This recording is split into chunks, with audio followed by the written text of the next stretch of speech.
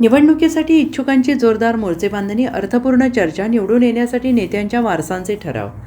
सांगली जिल्हा मध्यवर्ती सहकारी बँकेच्या आगामी सार्वत्रिक निवडणुकीचं अधिकृत बिगुल वाजलेलं नसलं तरी मतदारांची दिशा ठरवणाऱ्या सहकारी संस्थांच्या ठराव प्रक्रियेनं चुरशीचे आणि निर्णायक वळण घेतलेलं आहे. सहकारी संस्थांकडून समर्थकांचा प्रतिनिधी म्हणून ठराव मंजूर करून घेण्यासाठी अवघा एक दिवस शिल्लक राहिल्याने राजकीय वातावरण नेत्यांच्या कमालीचं तापलेलं आहे. वारसांना बँकेवर निवडून आणण्यासाठी ठराव सुरू आहेत. एकूणच 21 संचालक पदाच्या जागांसाठी ही निवडणूक आहे. त्यासाठी सहकार क्षेत्रातील राजकीय समीकरणे सध्या वेगाने बदलू लागली आहेत.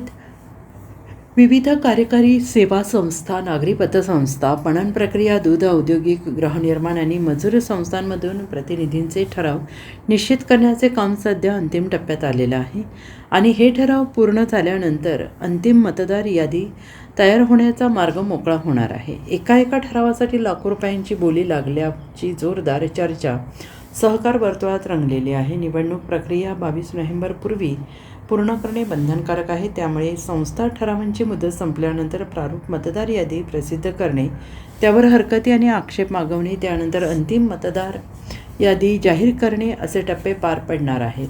प्रत्यक्ष मतदानापूर्वी 45 दिवसांचा निवडणूक कार्यक्रम आणि आचारसंहिता लागू होत असते. त्यामुळे ऑक्टोबरच्या पहिल्या आठवड्यातच आचारसंहिता लागू होण्याची दाट शक्यता आहे. Bureau report, SBN Marathi.